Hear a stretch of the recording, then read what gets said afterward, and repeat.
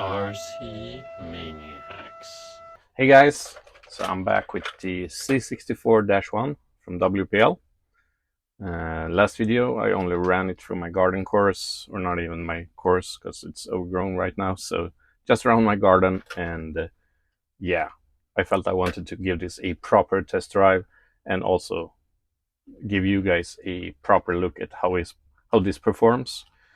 So it's a really solid little trail truck, not a crawler but a solid trail truck, but it got the potential to be a great crawler as well.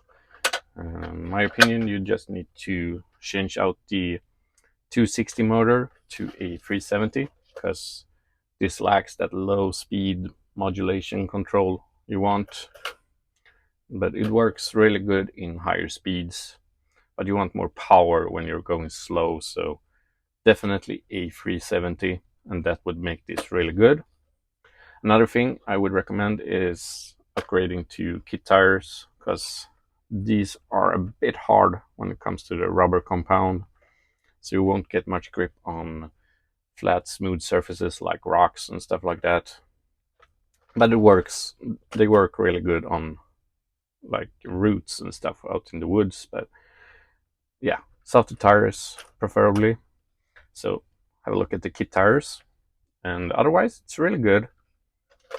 Might want to have a look at the weight distribution.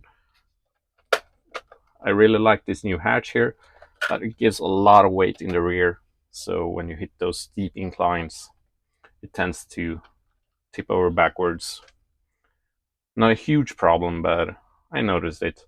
So if you want to make it as capable as it possibly can be, I will have a look at the weight distribution as well, especially since this is so tall and you get the weight all the way back here and you hit those inclines. This tends to happen, but this works really well. Otherwise, I really like the axle mounted servo as well. So it's a solid truck.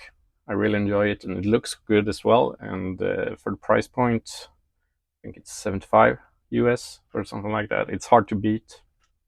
So if you're into these kinds of trucks, the cheap scale, small scale trucks from MN, WPL or whatever, have a look at this because it's worth it in my opinion. So, and I really like the new shock setup, new links as well with the ball joints. Get really nice articulation and just floats over uneven surfaces like this. So it's a solid truck. I really enjoyed it.